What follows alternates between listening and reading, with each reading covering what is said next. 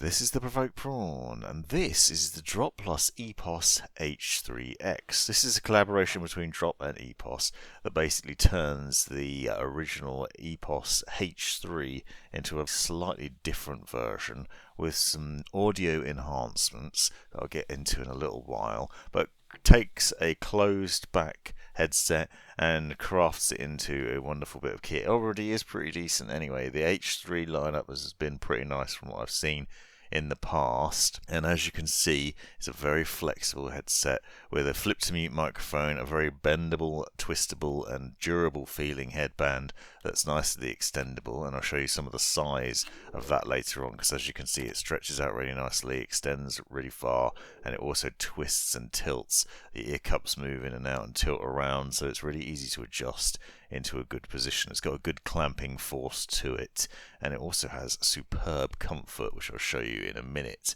The microphone isn't removable, but it does have that flip to mute design on it, and I'm using the microphone now for the voiceover for this video so you can get an idea of what that's like, and it's not too bad, although as you will hear it does pick up some of the pff sounds, and it doesn't really do a good job of eliminating that. It comes with two cables included in the box, one long single connector, obviously you can use that controllers, other things, and then a split cable that you can use on PC, and obviously there's a detachable as well, so they plug into the headset but then they can just be pulled out, which makes it nice and easy to remove those if you need to, but also avoids any problems where it might get damaged over time if you accidentally caught it on your chair, for example.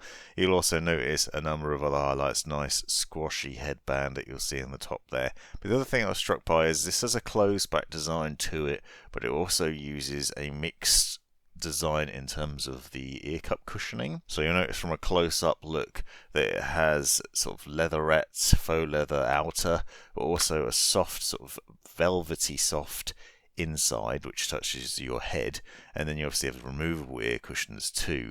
They have a nice large design to them as well, so I don't feel like my ears are being squashed by them while I'm wearing them, but they are nice and comfortable with some good plush cushioning there, and I find that this does a really good job of blocking out a lot of external noise but without making your ears too hot, so it's got some good passive noise cancellation. The downside of this is there's no side tone for the microphone because it's 3.5mm connection, so you can't hear yourself talking through the microphone, and this does block out some noise, which might mean you end up shouting or talking a bit louder than you need to. Well, that's worth bearing in mind, but you can see from these close-up shots just how soft that sort of inside lining is. It's an interesting mix because it's got this velvety soft bit that touches your face, and then the inside is a slightly different design around your ear, and then you've got the faux leather on the outside to block some of that external sound. So a nice interesting mix going on there, and it results in a good comfort, good passive noise cancellation without making your ears too hot, so it's a really nice balance. Now this H3X combination with Drop has basically changed the audio, and you can see some of that from this card that's included with it. They basically reduced the bass to make it a more natural sound and to give you a better gaming experience, a more immersive sound, and I certainly found that was the case, and yet it still delivers great audio throughout. And I've been using this on PC for the most part, so I have actually mixed up the connections because I used both the dual 3.5mm that you can see here, one connection for the mic, one for the headphones. I used that plugged into the motherboard, which is what I'm doing now for the microphone use, and then also just a single cable plugged into an XLR mic interface as well. So there's multiple uses that you can use this with. Obviously there's no USB connection, but if you have other devices then you've got easy access to connect up various things, and you get great sound out of it as well. Fantastic sound, good sound range, good positional audio and other things. Obviously it's a stereo headset, doesn't have any virtual surround sound offering, but it does have a nice setup. You also have volume control on the ear cup, as you can see there. Now it weighs in at 270 grams and delivers great comfort in my mind, and I found this with the other EPOS headsets that I've tested. This lineup and this sort of design, they've stuck to it, and it's for good reason because the headband's nice and padded, but it also has a nice mix where it's basically lightweight, has a good clamping force, so it does clamp onto the head quite tightly but not overly excessive amount of pressure there. so it's not uncomfortable. And yet, as you can see, the headband extends well, and the ear cups also tilt in and out quite easily, which means that you can adjust those positions so that it sits over your ear comfortably and fits onto your head in a way that basically helps with that passive noise cancellation.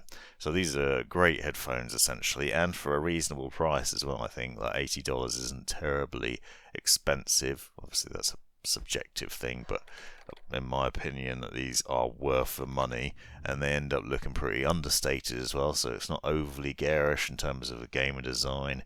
Just a nice looking, solidly built, comfortable gaming headset with great sound. Now, I've been using this to listen to music and watch films and TV shows and stuff as well, and I've found it to be perfectly suitable for all of those different things. So I've been playing a variety of different games while wearing this headset, and I found the sound was really immersive there, but also just good range. Now, despite the fact that it says they've lowered the bass, the actual response from it is still really good. I think it's still got a good rich warmth to it, and that audio has been well tuned to give you a good clarity, while also not making it sound tinny.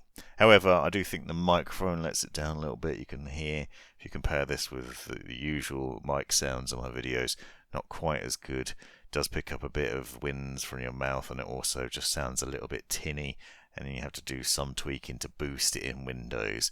But overall, a great headset. This has been the Provoked Prawn. Thanks for watching. You've made it right to the end of the video, you brilliant legend you. If you've enjoyed it, click that subscribe button, give me a thumbs up, and drop me a comment down below if you've got any questions.